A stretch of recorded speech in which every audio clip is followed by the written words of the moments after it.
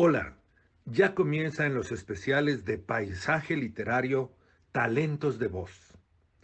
Nos da mucho gusto haber participado en alguna de las entrevistas, así es que los invito a que escuchen a todos los compañeros que prestan su voz a distintos personajes.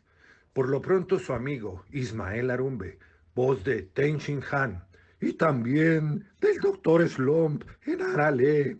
Les manda muchos saludos, muy felices fiestas y recuerden, hay que cuidarnos entre todos. Así es que por lo pronto les dejo este poder que pueden utilizar para enfrentar cualquier adversidad. Kikohu, su amigo Ten Shin Han, Ismael Arumbe.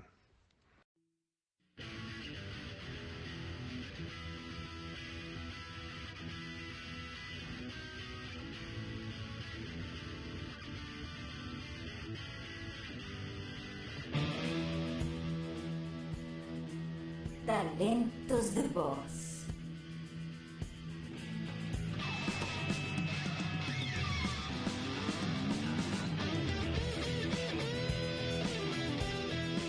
¡Patamón Digivolta! ¡Patamón Digivolta! ¡Ay, porque yo no puedo digivolucionar!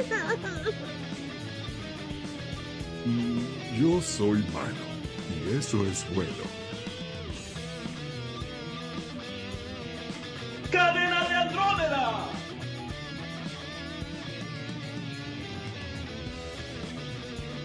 Pero no estoy amargado. No me digan eso porque no estoy amargado, no estoy amargado y no estoy amargado. Ya me voy, adiós. ¡Uy! ¿Qué estás haciendo? ¡No! ¡Por favor! ¡Ay, ay, ay, ay, ay, ay, ay, Tamquecito, me estás pisando el juanete! ¡Kaboom! ¡Sangre sucia, mago! Didi, fuera de nuestro laboratorio. Pero el mundo será todo nuestro. Lo mismo que hacemos todas las noches. Tratar de conquistar el mundo. ¡Claro! Aquí estoy con Gustavo. Vamos a conquistar el mundo a través de paisaje literario.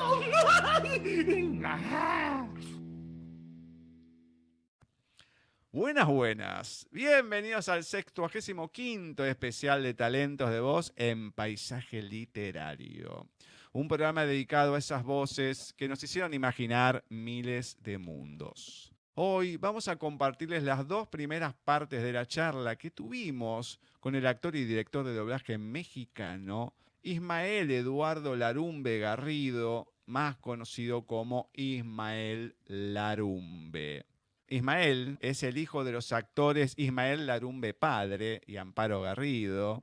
Además es hermano de los también actores Clemen y Armando Larumbe. Esto lo comentamos cuando fue la entrevista a Amparo hace algunas semanas atrás de todo lo que es la familia. Ahora vamos por el primero de ellos, por Ismael. A ver qué tiene para contarnos, cómo han sido esas experiencias con la actuación en general, con la familia y una familia con tanto peso en el mundo artístico mexicano. Antes de darle la bienvenida, les voy a comentar algunos de esos trabajos en donde ha puesto su voz. Están, por ejemplo, el de Lex Luthor en Liga de la Justicia Oscura, Guerra Apocalypse, Arago, Scorpio, en Guerrero Samurai, el siniestro conejo gigante Frank en Donnie Darko, Jack, interpretado por Edward Norton en El Club de la Pelea, Senbei Norimaki en Doctor Slump y Ten Shin Han en la franquicia de Dragon Ball. Vamos a darle paso a Ismael a ver qué tiene para contarnos. Bienvenido a Paisaje Literario, Ismael. ¿Cómo va todo por ahí? Pues muy bien, gracias en este año muy peculiar, ¿verdad? Con tantas cosas que hemos vivido, pero afortunadamente estamos bien, con trabajo y pues con mucha esperanza de seguir adelante en muchos aspectos de la vida. No es para menos eso, como decís, con todo lo que ha pasado, con todo lo que pasa, que puedas estar de esa manera no es para menos. Así es, así es. Ya ves que incluso hubo un tiempo pues al principio de la pandemia y todo esto, que incluso los estudios decidieron no grabar, ¿no? Entonces se empezó a utilizar mucho lo que era el estudio desde casa, el estudio en casa, y ahora pues han nuevamente vuelto a abrir algunas salas con todas las medidas de precaución, aunque lamentablemente pues muchas veces no todas las medidas alcanzan para evitar algún contagio, lamentablemente, pero bueno, ahí vamos, ahí vamos. Sí, lamentablemente estuve, a ver, varios de tus compañeros los tengo en el Facebook y sí, uno de vez en cuando escucha, ¿no? Que le agarró algo o que algún compañero y demás. Entonces, es una cosa hasta ahora de no acabar. Hay ilusiones, que una vacuna, que la cosa, pero todavía sigue siendo una incertidumbre. Lo es todavía, lamentablemente. Esperemos, sin embargo, que las propuestas de vacunas que ya se han probado pues funcionen y vengan a dar una solución a esto tan terrible, ¿no? Esperemos que así sea. Esperemos, esperemos. Bueno, vamos a comenzar y, como todo comienzo, vamos a arrancar desde el inicio. Entonces, me gustaría saber, ya que teniendo en cuenta que al nacer la actuación ya era algo cotidiano en toda tu vida, en tu familia, ¿cómo fuiste creciendo con ella hasta que formó parte de tu propio ser, con esa pasión y con el trabajo, con las ganas de querer ser actor? Así es, fíjate, como bien dices, desde que nací en medio de una familia de artistas, ¿no? De hecho, en México la medalla que se da cuando se cumplen 50 años de actividad artística a través del sindicato de la Asociación Nacional de Actores lleva el nombre de mi bisabuelo, de Eduardo Arosamena. Entonces, desde que nací, pues ya estábamos relacionados con toda la industria artística, digamos, ¿no? Bien fuera en radio, en televisión, en teatro, en cine, por supuesto, y doblaje, ¿no? Doblaje fue una de las partes que casi entraron al final de esa generación, es decir, de mi papá y de mi mamá y de mi tío Agustín Soret y de pues, mis primos Mario y otros más, pero, pero ya estábamos, digamos, inmersos en toda la parte artística.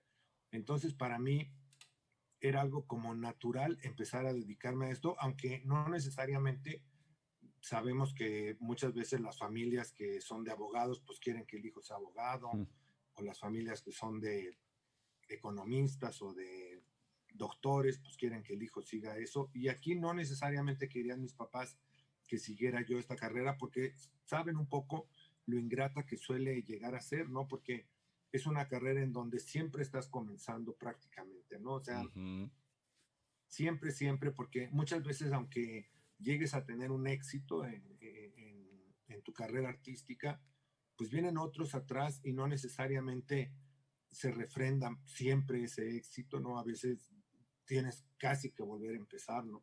Por ejemplo, en mi caso, en el doblaje, que yo en algunas ocasiones llegué a dejar de hacer doblaje por estar en asociaciones como la Asociación Nacional de Intérpretes o la Asociación Nacional de Actores, pues siempre al volver era un tanto cuanto difícil y sobre todo cuando pasaban algunos años, porque resulta ser que algunos de los nuevos directores pues ni siquiera me conocían, ¿no? Entonces era como volver a empezar. Y realmente es difícil, ¿no? Yo lo veo con personas como mi tía Amparito Arosamena, en paz descanse, que trabajó prácticamente hasta el último día de su vida y yo creo que trabajó pues cerca de más de 80 años, ¿no? Es una de las pocas actrices, si no mal recuerdo, únicamente 4 o 5 han recibido la medalla que lleva su nombre en la ANDA, que es por 75 años ininterrumpidos de trabajar en la cuestión artística, ¿no? Entonces, muy pocos. Uno fue Joaquín Cordero, otra fue Alicia Montoya y otra fue mi tía Amparito Arosamena, que yo recuerde, pues nada más. Entonces, todos los días de su vida, mientras pudo, siguió trabajando en esto. Quizás sea una de las partes gratas, digamos, ¿no? De la actuación, que uno, pues siempre habrá un papel, digamos, ¿no? Para una persona independientemente de la edad, ¿no? La verdad que uno lo ve, o sea, lo que le comento mucho a tus compañeros en estas entrevistas, uno de ustedes los conoce a través del doblaje. Lamentablemente lo que es teatro, cine, bueno, hoy en día puede estar un poco más al alcance de la mano, pero anteriormente, salvo la época de oro del cine mexicano, después llegaba poco, como me imagino que varias del cine argentino llegaba poco allá y demás. Llega más, lógicamente, todo lo de Hollywood, todo de Estados Unidos, algo de Europa, pero en menor cantidad. Por lo Claro. menos acá es así. Y sigue siendo en las salas y demás, lo único que con distintas plataformas tenés otras posibilidades. Pero en los actores de acá, ves eso, mucha gente grande, algunas tienen la posibilidad de seguir trabajando y otras que no, que están en la miseria o están en la casa del teatro, que es un lugar donde los que no tienen dónde quedarse y demás, los alojan ahí y de vez en cuando artistas ponen cosas para vender y demás, juntan fondos para mantener ese lugar. Tiene un museo, etcétera, etcétera. Y vos ves, decís, pero claro, es un montón de tiempo que no lo escuchás a esa persona. Y a pesar que están las redes sociales y todo, nadie sabe nada y alguna vez sale alguna nota, bueno, porque tuvo una internación o algo, y claro, pero no sabía si se había muerto y si estaba trabajando o no, porque no se escuchaba. Y lamentablemente acá creo que jubilación no tienen, se puede aportar, calculo que aparte y todo, pero es como que el actor, entre tantos altibajos, porque a veces tenés mucho trabajo, a veces no, salvo que salga un monotributo, no sé cómo será, pero no sé allá si tendrán aporte o algo, y por lo que veo, digo, si dejas de trabajar, ¿cómo seguís adelante, no? Con la vida. Claro, claro. Sí, fíjate aquí, las personas en el sindicato reciben una jubilación, pero realmente que no alcanza, digamos, para vivir, ¿no? No sé más o menos, como en cuánto esté ahora el peso argentino en relación al dólar. Creo que están como bueno, no me acuerdo. A mí me tocó la primera vez que estuve en Argentina estar a peso por dólar, todavía con Menem. Y bueno, ya les contaré un poco del trabajo que hice en Argentina para este tipo de apoyos a los artistas, ¿no? Junto con Sagay y también Avi Capif, ¿no? Pero bueno, eso más adelante lo comentaremos. Aquí en México le dan al actor la máxima jubilación a la que puede aspirar si estuvo sindicalizado y cotizó 25 años de su vida o 30, no sé, es el equivalente a 3,400 pesos, que vendrían a ser como $170, pesos más, pesos menos, ¿no? Entonces, pues es muy difícil vivir con esa cantidad, ¿no? Y además no se le da a todos, es decir, se le da a quienes estuvieron en el sindicato y cubrieron una serie de requisitos, ¿no? Otros, pues que lograron ahorrar o alguna cosa así, al aumentarse tanto la expectativa de vida, es decir, una vez nos explicaba un economista, ¿no? Decía, cuando se pensó en la jubilación a los 60 años o 65, la expectativa de vida de un hombre eran 60 años, entonces pues se pensaba, pues se le da la jubilación y vivirá 2 o 3 o 4 años más, ¿no? Ahora que ha subido tanto y hay tan poco trabajo, pues sí realmente tenemos también nosotros casos muy difíciles de compañeros que viven en una situación muy, muy difícil, y algunos que llegaron a ser pues personajes importantes en películas, en obras de teatro, algunos cantantes, ¿verdad? Aunque en cantantes se da un poco más que conserven un cierto lugar, pero bueno, también se da, ¿no? Por ejemplo, el otro día hablaba yo de este señor que canta, que se llama Franco, el que cantaba toda la vida, que tuvo ese boom tremendo con toda la vida, y pues bueno, después de eso, desgraciadamente ya no pudo tener ningún otro hit importante o número importante, y se las ve muy difícil, ¿no? O sea, muy difícil, va a veces a fiestas particulares y todo este tipo de cosas. En cambio, tenemos otros como en el caso de México, Emanuel o Mijares o no sé, tantos más que bueno, pues siguen teniendo afortunadamente pues muchos ingresos y mucho trabajo, ¿no? Ahora incluso hasta van a estar, creo, pues en uno de estos que se transmite vía internet con el Puma, ¿no? Con José Luis Rodríguez el Puma, después de todo lo que pasó. Entonces, pues bueno, no son todos los casos. Es difícil la carrera de actor en el sentido de poderse mantener, digamos, en una situación económica suficiente como para poder vivir bien y tranquilo toda la vida. Pero lo que decía es que de alguna manera, pues la oportunidad de que exista algún papel, pues siempre existe, ¿no? O sea, siempre existe alguna oportunidad de que haya un papel para cualquier edad. De eso a que uno lo pueda hacer incluso a lo mejor físicamente o se lo den a uno, pues bueno, esa es otra historia. Y desde luego el doblaje sí permite también un poco más este tipo de constancia en el trabajo, ¿no? Actualmente que además hay tantísimas empresas y además empresas, ahora yo estoy colaborando en una que tiene 22 salas, ¿no? de grabación. Impresionante. Lo bueno que tienen es, con esto de la pandemia, digamos, doblaje se siguió haciendo, porque a lo mejor ir a actuar en persona no, pero seguía habiendo cosas para doblar. Algunos, la mayoría se pudieron amoldar en sus casas. Y de última, siempre hay alguna película que se redobla o algo. A lo mejor como actores, qué sé yo, de teatro, de cine, puede no haber tanto, pero al tener esta especialidad y saberlo hacer, digamos, si tienen la suerte de ser convocados y todo, bueno, y con todo el trabajo que hay hoy en día, con plataformas y todo, digamos que puede ser mal pago, pero saben que por lo menos trabajo va a haber si es que lo llaman, ¿no? Lógicamente. Claro. Así es. Ahora, porque el comienzo, re lindo todo, pero en algún momento te lo hicieron pesar el que vengas, digamos, con un apellido de ser tu padre, Ismael Larumbe también, Amparo Garrido, como diciendo, este piensa que va a estar acomodado, o viste alguna vez eso, o por suerte, no, fue todo normal. Fíjate que por suerte no. Yo pienso que tanto mi papá como mi mamá, sobre todo en distintas áreas de la expresión artística, pero sobre todo en doblaje, fueron personas muy queridas y lo sigue siendo mi mamá, ¿no? Y fíjate, mi papá murió muy joven, murió a los 50 años de edad, 51 acababa de cumplir. Entonces realmente, pues se fue muy joven.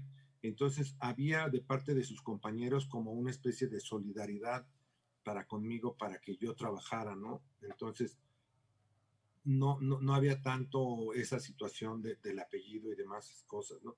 Y en televisión, fíjate que yo me tardé en entrar a televisión porque por algún motivo que se me había metido en la cabeza, pensaba que hacer cosas comerciales no era como lo más adecuado, ¿no? Que debería uno de hacer, no sé, teatro, ¿no? Incluso teatro experimental y cosas de este tipo, pero no una producción televisiva. Entonces ya fui un poco más grande a televisión, claro, hace un poco más grande, pero aún así fue hace casi más de 35 años, ¿no? Entonces, la primera cosa que yo hago en Televisa se llamó Principesa, que fue en el año de 1987. Y de ahí a la fecha he hecho más de 30 telenovelas y pues muchos programas unitarios. Ahora no busco tanto la cuestión, no la rechazo, pero no busco tanto la cuestión de estar en una telenovela constantemente por la cuestión del doblaje, porque si te dedicas al doblaje no puedes estar en una telenovela de tiempo completo, ¿no? Y viceversa, ¿no? Si estás en una telenovela, pues no puedes hacer doblaje, dedicarte a él, ¿no? Que a mí fue un poco lo que me pasó, ¿no? De pronto cuando yo empezaba a hacer telenovelas y estaba en un papel largo, pues tenía por fuerza que dejar de hacer doblaje porque no se podían combinar ambas cosas, ¿no? Cuando intenté hacerlo, casi siempre era un vivir con una angustia y un estrés tremendo porque de pronto tenía llamado en una y en otra, ¿no? Y entonces hablando y a ver, espérame y voy para allá y voy a hacer una escena y luego en la escena en la angustia del foro que se tardaba, que no llegaba la actriz o el actor o que llegaban pero movían las escenas y empezaban por otras, en fin. O en el caso del doblaje que no pasaba uno y que el actor también, y, en fin. Entonces, yo siempre he pensado que si decides hacer, por ejemplo, a lo mejor si puedes hacer teatro, porque el doblaje generalmente actualmente se termina a las 5, 6 o 7, podrías hacer teatro, pero difícilmente televisión o cine y estar haciendo doblaje, por lo menos de manera constante, ¿no? Es decir, yo hubo un tiempo largo en el que como hacía muy poco doblaje, o sea, por ejemplo, hice nada más Dragon Ball, hacía yo la voz de Michael Eisner, que era el CEO de Disney durante muchos años. Fui seleccionado por él para hacer su voz en español. Entonces hacía eso, hacía yo alguna cosa de Lost con Arturo Mercado y alguna cosa más por ahí, pero nada más, ¿no? O sea, Dragon Ball sí, siempre, desde que lo tomé, lo hice. Pero bueno, pues de pronto era un llamado a la semana o 2 llamados a la semana y los podía acomodar, ¿no? Si tú lo ves ahora, por ejemplo, en esta empresa que te digo que tienen 22 salas, si yo me meto de lleno a trabajar en ella y tienes llamado diario y fijos, papeles fijos, ¿no? De 8 de la mañana que empiezan a 4 o 5 de la tarde, pues a qué hora puedes hacer televisión, ¿no? No, imposible. Imposible. Y viceversa, ¿no? Si llegas a tener un papel interesante en alguna telenovela que te requiere igual estar de 8 de la mañana o 9, ahí a veces hasta las 9, 10, 11, 12, 1 de la mañana, ¿no? En la televisión, pues tampoco cómo haces doblaje, ¿no? Y es muy difícil. Yo ahora estaba dirigiendo una serie para otra empresa que se llama Hudson and Rex, y entonces me llamaron para hacer La Rosa de Guadalupe. Entonces tuve que hablar con el gerente de ahí y decirle, bueno, pues mira, sí te entrego los capítulos de esta semana, pero nada más puedo trabajar estos 3 días, ¿no? O estos, en ese caso fueron estos 2 días, ¿no?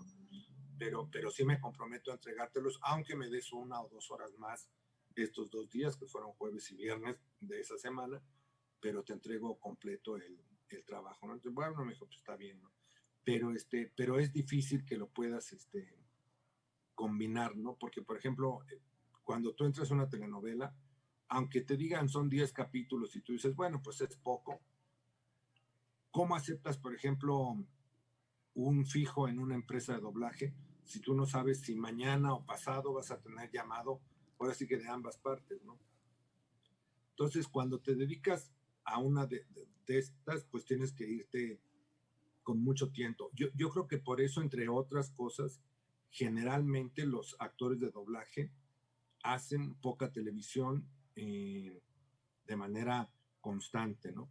Yo el tiempo que me dediqué a hacer televisión, prácticamente me dediqué a hacer televisión y trabajaba yo en sociedades de gestión, por eso te digo de mi relación con Adi, Capif y con Sagay. Y ahí conocí a Pepe Soriano, a Federico Lupi, a Maralén, en fin, a muchos compañeros allá en Argentina. He estado muchísimas veces allá. Bueno, pero háblame de tus experiencias, pues esto no solamente es doblaje. Entonces quiero saber esas experiencias, o aunque sea algunas, en lo que era fuera del doblaje de la televisión o algo del teatro. ¿Cómo fue? Claro. Fíjate, en teatro, si bien es cierto que desde que yo estudiaba, empecé a hacer teatro con Ofelia Guilmén, una gran actriz española que llegó a vivir a México y que entonces era pues una de las consideradas más importantes actrices, hice Medea, y empecé a hacer algo de teatro, y sin embargo no era la constante, digamos, el teatro, ¿no? Hasta que hace algunos años atrás ganó un Premio Nacional de Dramaturgia Gonzalo Valdés Medellín con una obra que se llamó Eche Novo, que era sobre la vida de Salvador Novo, un enfrentamiento que tiene porque se le aparece el diablo, ¿no? Y entonces tiene un enfrentamiento con él, ¿no? Salvador Novo fue cronista de La Ciudad, muy connotado, muy amigo de Federico García Lorca y de otras personas, pero cuando fue el movimiento estudiantil de 1968 en México, él se manifestó como a favor del gobierno represor, digamos, ¿no? Y en contra de los estudiantes. Y entonces esta obra era un poco ese enfrentamiento que se le aparece, digamos, el diablo, y lo confronta con ese momento. No era casi un monólogo, no era un monólogo porque participaban otros personajes, desde luego el diablo, pero solamente eran como preguntas, ¿no? Y era todo el desarrollo del actor. Entonces, lo iba a hacer, fíjate lo que son las cosas, un actor también muy bueno, que hizo mucho doblaje, que se llamaba Sergio de Bustamante, y en el último momento no pudo, desconozco los motivos, ya actualmente murió Sergio, ¿no? Entonces me llamaron a mí a hacerlo, y era un compromiso muy grande, porque teníamos pocos días y era presentarse en Bellas Artes, ¿no? Que sería, no sé, de allá el equivalente al Teatro Colón, alguna cosa así, ¿no? Entonces, lo hicimos y con mucho éxito, y yo me sentí muy bien porque fíjate que yo había pensado no hacer teatro porque consideraba que la voz que manejan o que manejamos los actores de doblaje o de televisión o de cine es una voz que no está educada, digamos, para ese gran público y para los espacios abiertos, porque la tienes que concentrar mucho en lo que, en tu forma de manejar o de enfrentarte al micrófono, ¿no? O sea, a un micrófono no le puedes hablar hola, buenas, porque se te oía Claro. mal, ¿no? Entonces, yo tenía un poco esa circunstancia de decir, bueno, como tengo ya tanto tiempo de no hacer teatro y de estar apegado al micrófono, ¿no? Y condicionado y dependiendo un tanto cuanto del micrófono, pues a ver qué pasa, ¿no? Y además en Bellas Artes, ¿no? Entonces, sin embargo, fue un éxito, fue un enorme éxito. La obra era muy buena, ¿no? La obra era muy buena. La interpretación yo pienso que también estuvo muy bien y fue una gran satisfacción. En televisión, como te digo, pues he hecho más de 30 telenovelas, ¿no? Quizá de las más connotadas fue Carrusel, que ahora sí que recorrió el mundo entero, ¿no? Hacía yo el papá de Pablo y Marcelina, de dos de los niños. Hice Rosa Salvaje, que hace poco tiempo la pasaron en México con Verónica Castro. Hice Amor de Nadie con Lucía Méndez, donde decía yo a su hermano, y muchas otras más, ¿no? Muchas otras más, te digo 30. Últimamente he hecho más bien programas como La Rosa de Guadalupe, porque antes de esto estuve yo en una asociación, en la Asociación Nacional de Intérpretes, y me pasaba un poco lo mismo. Además, fíjate, ahí me dieron la oportunidad, Humberto Zurita, que fue el presidente, de llevar la política institucional y las relaciones internacionales. Entonces, como tú sabes, las sociedades de gestión son aquellas que están ocupadas, digamos, de gestionar los derechos de propiedad intelectual de los artistas en México, pero también de los extranjeros en México, ¿no? Como en la sociedad argentina, pues gestionan los de ellos y los de artistas extranjeros, ¿no? Entonces teníamos que tener una constante comunicación presencial, ¿verdad? Ahora no se utilizaba tanto ahora como esto de reunirnos a través de un Zoom o alguna cosa así, ¿no? Entonces estábamos constantemente viajando. Yo tuve que ir a Ginebra en esos 11 o 12 años que estuve ahí en la Andi, pues no menos de 40 o 45 veces, porque ahí es donde se estaba generando un tratado que finalmente se firmó en China, en Beijing, que era un tratado sobre interpretaciones y ejecuciones audiovisuales, porque resulta ser que todo el derecho de autor está basado, digamos, en los autores, es decir, en el autor tanto de música como el escritor, ¿no? Son los autores, el derecho primigenio, digamos, ¿no?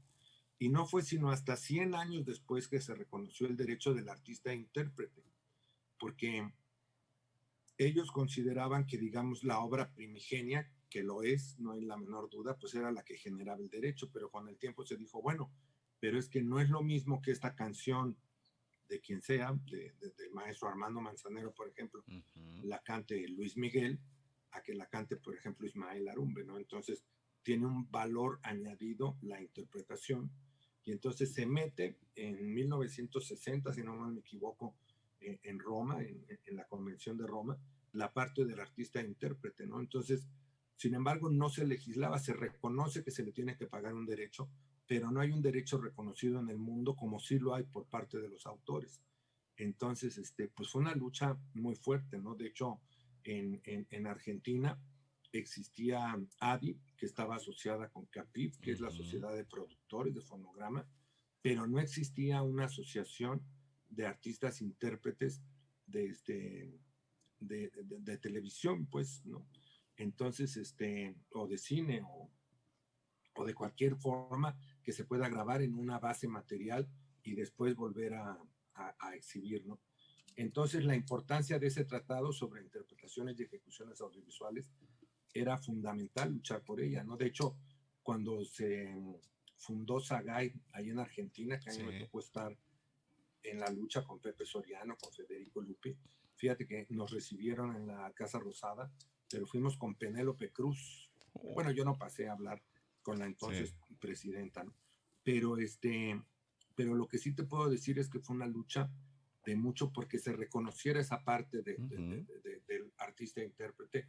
Entonces, como yo me dedicaba a eso, no solamente en México y en Argentina, sino en Perú y en Uruguay y en muchos países, ¿no? Entonces, pues era lo mismo que te cuento un poco, me tenía yo que alejar del doblaje o de la televisión o del cine, porque tú no podías decirle a una persona, bueno, pues te acepto este papel fijo, pero en 8 días me voy a ir 15 días a Madrid, claro, a la reunión de artistas e intérpretes, ¿no? Entonces, pues siempre chocaba esto un poco, entonces hacía y aceptaba papeles cortos o que me decían, vienes, por ejemplo, en televisión, son 3 capítulos y los vamos a hacer el mismo día, ¿no? Ah, bueno, pues ok, perfecto, ¿no? Entonces, adelante. Pero no podías comprometerte a más ese lapso de tiempo, lo cual fue muy bueno, digamos, a nivel personal, en el sentido de, pues, viajar, tener un conocimiento, conocer un poco nuestros derechos, cómo se respetan en el mundo, cómo se lucha por ellos, estar en la propia Organización Mundial de la Propiedad Intelectual, en la OMPI y tantas cosas, pero laboralmente no tan bueno, ¿no? Porque en el momento que se acabó eso, pues se acabó también el trabajo y el salario y todo, ¿no? Y entonces habría que empezar otra vez a buscar, y es un poco lo que te decía al principio, ¿no? De pronto te das cuenta que en el mismo doblaje ya sí seguimos muchos de los actores de entonces, pero hay muchos otros directores que pues ni lo conocen a uno, ¿no? O conocen por el nombre o por alguna trayectoria, pero no necesariamente el trabajo de uno. Y aparte se van haciendo como grupos, ¿no? Yo me doy cuenta que de alguna manera los propios, por eso esta empresa que tiene 20 y tantas salas me parece maravillosa, porque es casi imposible que hagas grupos, ¿no? Porque imagínate tú ahorita no están trabajando las 22 salas, pero tú imagínate cuando estén trabajando las 22 salas, ¿cuántos personajes necesitas para hacer en cada una telenovela o un largometraje o en fin, ¿no? Tantas y tantas. Y hay otras empresas, ¿eh? Está, por ejemplo, en Cuernavaca Doblajes París, que tiene 17 salas. Aquí en México, aparte de esta que te estoy mencionando, Meliorem, está también Universal Sinergia, que en pocos días estrena ya 9 salas. Ahorita tiene 4, ¿no? Pero en pocos días se estrena 9. Y como esas otras muchas, el Foro y muchas empresas, yo creo que trabajo de doblaje va a haber muchísimo, ¿no? Muchísimo trabajo de doblaje. Mira, un poco hace mucho ya había entrevistado a Héctor Lee. Me decía que, bueno, había gente que no lo llamaba, que decía que era de la tercera edad y todo, y tiene 60 y pico de años, tampoco, sí. Pero, y que no lo llamaban y demás. Y hablaba un poco de lo que decías vos, de esto de los grupos. Entonces, como que cada uno tenía su grupo, laburaba con los suyos y demás, que ninguno lo metía en ningún lado, qué sé yo, andá a saber por qué, ¿no? Pero bueno, él tiraba bombazos para todos lados. Es como que en esa entrevista salí contento y amargado a partes iguales, primero por el talento que tiene, por lo es que un gran actor, gran actor. pero es increíble, porque encima salía con cosas de la nada como cantar la canción de Gonzo, demás, pero cada genial, yo me quedaba, digo, no lo podía creer. Y se mataba de la risa, y después te contaba cosas y me indignaba. Entonces era como una mezcla de sensaciones. Siempre lo marco porque creo que fue una entrevista que fue rarísima, porque estuve súper contento y súper amargado a la vez. Entonces, sí, te entiendo perfectamente, sí. Entonces, era y esto, ¿no? Fue el primero que me dijo de la cuestión además de un montón de cosas, de esta cuestión de muchas veces de los grupos y demás. Entonces, como comentás, bueno, a ver lugares que tengan muchas salas, bueno, da más posibilidad. Y también lo que decía antes, al haber más trabajo, porque con las plataformas, ahora con Disney, Netflix, Netflix, Amazon, cada vez abren más, necesitan más series, aunque sean viejas, no importa, necesitan llenar el lugar. Entonces, bueno, más trabajo todavía y en cierta manera para el doblaje es mucho mejor. Claro, claro.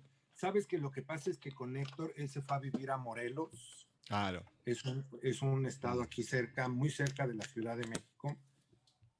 Yo hace poco tiempo le llamé para hacer alguna cosa y él me dijo, yo con muchísimo gusto te lo hago, pero acá ahora sí que vía remota, ¿no?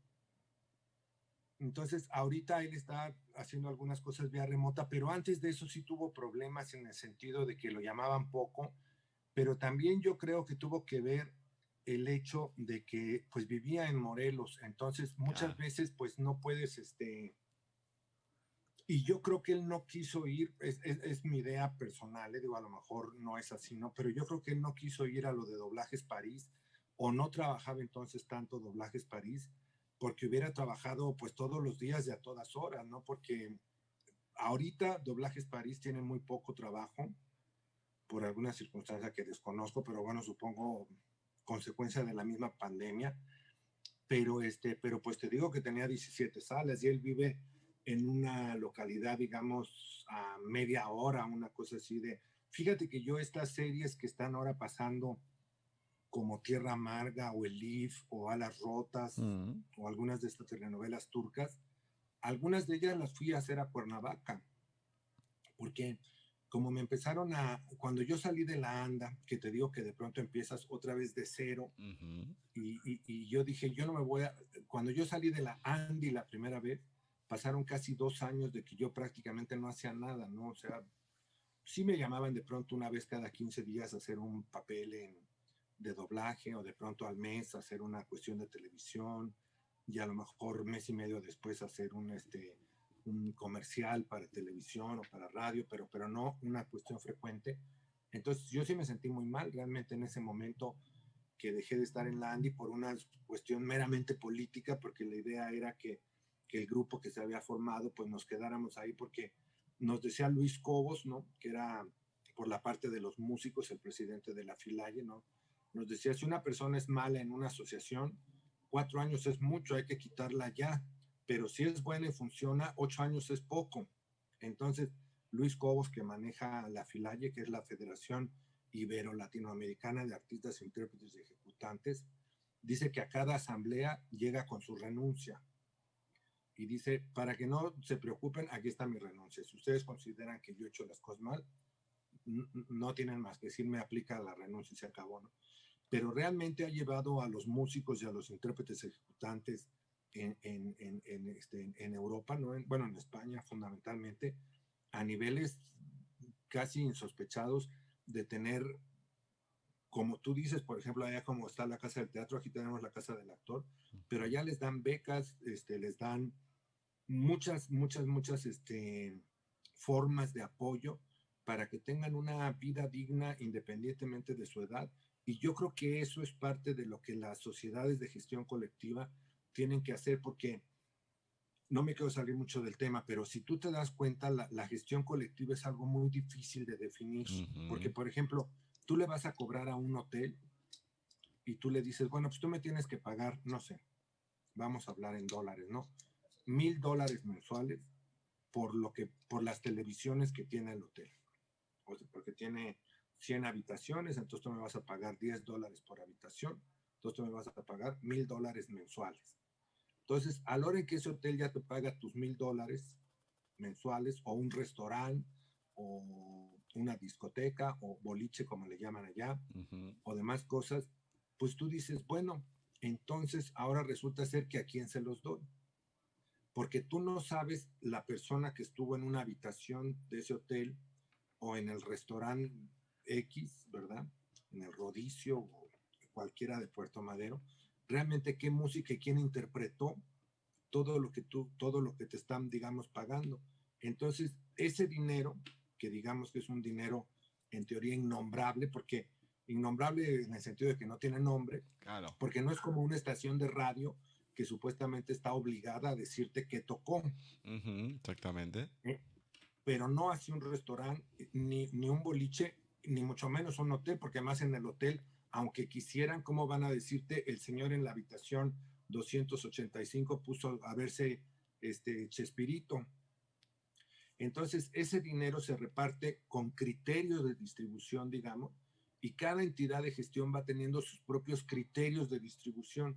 Entonces, una de las mejores formas que se ha demostrado que existe es que guardes una buena parte de ese dinero para poder ayudar al gremio en general. Porque la mayoría de la gente que es altamente exitosa, o sea, te voy a poner un caso, por ejemplo, Luis Miguel.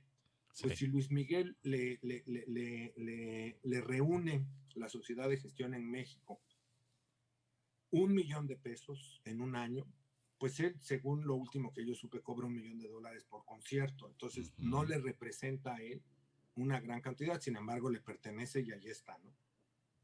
Pero de lo que fue la cobranza colectiva, que tú ya no supiste entre bares, restaurantes, boliches, hoteles, bueno, hay lugares, por ejemplo, en Brasil, no sé si finalmente pasó o no pasó la ley, pero querían que en las fiestas privadas, es decir, si yo hacía una fiesta en mi casa, yo tuviera que pagar una parte por derechos de autor. Y decían, con cierta razón, decía, usted paga por el alcohol que va a brindar en su casa y usted paga por la comida que va a brindar en su casa, entonces usted tiene que pagar por la música que va a tocar en su casa, no el que va en vivo a tocar, que obviamente le tienen que pagar, ¿no? Pero la música grabada. Entonces tenía un principio de realidad, ¿no? Porque estás teniendo un lucro por algo que no es tuyo, ¿no? Uy, fue toda una discusión, porque yo me acuerdo que hubo un secretario de Cultura de Brasil con Lula, ¿cómo se llama? Gilberto Gil, no me acuerdo, y que creó incluso una cosa que se llama Creative Commons, que vendría a ser algo peligroso, digamos, porque invitaba a los autores a que regalaran la música por considerar que le pertenece a la humanidad, digamos, ¿no? Entonces, cuando él regaló 2 de estas canciones y se dio cuenta que dejaba de recaudar el dinero que estaba acostumbrado a recaudar, dijo, no, pues ya no me gustó tanto esto, ¿no? Y claro, no recibís nada. A ver, una fiesta privada es una cosa. Ahora, si vos trabajás como DJ o algo, ya es otra cosa. Tenés que facturar por esa profesión que haces. Pero si estoy en mi casa, invito a 10 personas, ponemos la radio o a veces, no sé, o la televisión o alguno pone el celular con algo, bueno, sí, es diferente. El tema es que no podés, no sé, pones Spotify, bueno, lo podés tener libre, ciertas cosas, si no pagás, ahí estás pagando por el derecho a escuchar la música. Todo depende. Lo único que no se paga hasta hoy en día sigue siendo YouTube, a lo mejor. No es lo mismo que un servicio de streaming como Spotify, que tiene otro nivel y otra cantidad de material. Entonces, más tu lista, es diferente. Pero claro, sí, a gran medida. El tema es que hay muchas cosas que no las podés medir, que no tenés el alcance. No lo puedes medir, y sí. claro, pero todo es una cuestión de poder organizarse, sabiendo la realidad que uno tiene.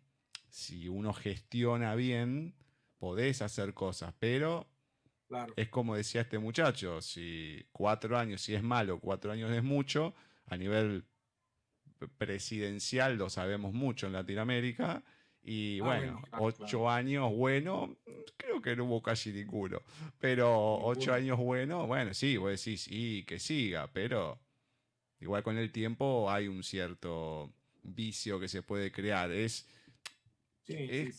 muy difícil no acostumbrarse a algunas cosas. Sí, estoy de acuerdo. Sabes que lo que pasa es que en la gestión colectiva es un aprendizaje constante y continuo. Sí. Esto no quiere decir que no puedan venir otras personas posteriormente y aprenderlo e incluso a lo mejor hasta manejarlo más, ¿no?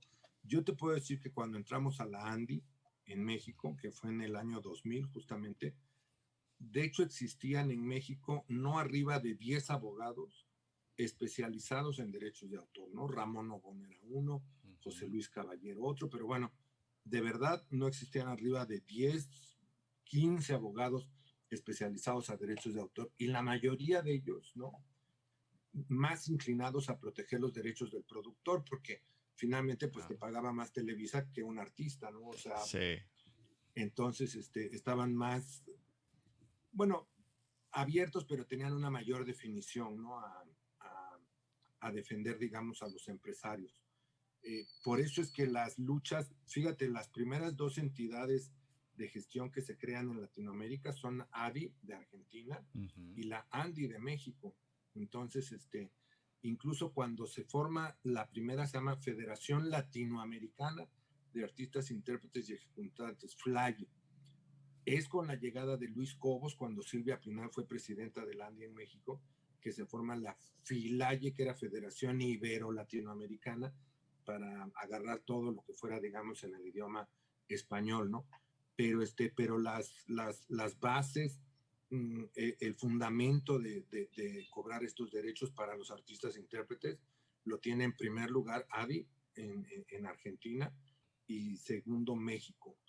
Muy cerca de ahí más o menos la sociedad uruguaya, seguramente también por la cercanía, ¿no?, con Argentina y todo esto, pero y ya después de ahí empezaron otras, ¿no? La peruana, Colombia, varias empresas, bueno, varias sociedades de gestión, la mayoría unidas con el productor de fonograma, ¿no? Por ejemplo, es ADI, CAPIF, y en otras pues tenía que ver, ¿no?, directamente con el productor de fonograma, porque además la mejor manera de saber qué están tocando y dónde lo están tocando es cuando estás aliado con el productor, pero resulta un contrasentido, porque, por así decirlo, tú estás un poco en contra del productor. No es que estés en contra del productor, ¿no?, sino que estás en contra de que el productor gane más que el artista e intérprete. Claro. Mira, siempre ha habido un pleito en los derechos, ¿no? Entonces, por ejemplo, el autor, el que escribió la canción, pues, por así decirlo, dice, no, yo soy el derecho primigenio y mi derecho vale mucho más que cualquier otro, porque si yo no hubiera creado esta canción no existiría, ¿no? Entonces, bueno, pues podría o no ser cuestionable, pero bueno, hay una base lógica que es la creación primigenia. Pero posteriormente de eso, el artista e intérprete te dice, no, espérame, lo que yo te decía hace rato, ¿no? Tu canción, reloj, no marques las horas porque voy a enloquecer, es muy bella, pero si la canto yo se va a vender mucho, pero si la canta Ismael o la canta fulanito de tal, pues no van a comprar ni un disco. Entonces, mi trabajo vale. Entonces llega el ejecutante, es decir, el músico ejecutante, que por cierto hoy es su día, es día de Santa Cecilia, por lo menos aquí en México. Exacto. Y dice, no, a ver, un momento, dice, espera, tú podrás cantar muy bonito y el señor compuso una canción muy bonita, pero resulta ser que si no hubiera quien esté ejecutando atrás un violín o un piano o lo que sea, pues no te serviría de nada, ¿no? Entonces entra también como derechohabiente, digamos, de estos derechos, ¿no? Y entonces, posteriormente de esto, el productor de fonograma dice, no, a ver, espérame, todo está muy bonito, pero si yo no te produzco un disco y lo saco a que lo escuchen e invierto mi dinero, pues entonces resulta ser que pues todo lo que tú me sería muy bonito en un concierto en vivo, pero grabado, pues necesitas de mí, ¿no? Y entonces, fíjate qué grave, los organismos de radiodifusión dicen, sí, pero espérame, tú puedes producir tu disco y todo eso, pero si yo no lo pongo a que lo escuche la gente y lo meto en la radio y en la televisión, el caso de Spotify también, por ejemplo, si no lo incluyo yo en mi plataforma y demás cosas, pues no te van a escuchar. Entonces, a raíz de eso, empiezan a generarse muchos derechos, que entonces eso ha logrado que muchas veces la gente que tiene que pagar el derecho, por ejemplo, el dueño del hotel o el dueño del boliche o de lo que tú quieras, dice, no, bueno, espérame, que me venga a cobrar uno solo, que represente a todos, pero que venga uno solo, porque ¿qué me garantiza que yo le pague a autores y mañana no venga intérpretes y bueno, yo le pague, y pasado vengan ejecutantes y le tenga que pagar otra vez, y después vengan productores de fonograma y entonces pues resulta ser que ya que no? Nosotros teníamos aquí en México Eso sí, no sé si en Argentina se siga utilizando, pero en México se usan todavía mucho las rocolas, que es que les echas unas monedas y tocan Sí, un sí, disco, sí, ¿no? sí, lo conozco, lo conozco. Hay muy pocos Ah, lugares que tienen todavía. exacto, pero en México todavía, sobre Sí. todo en el interior de la República, muchos lugares, es decir, hay lugares en donde incluso la música de las cantinas y cosas es únicamente Ujú. por la rocola, ¿no? Entonces, ahí lo mismo, ahí cómo puedes saber ni siquiera qué discos tienen y además cuáles va la gente y pone, ¿no? Entonces es un Claro, dinero imposible. que tienes que ver la manera de repartir más entre la gente.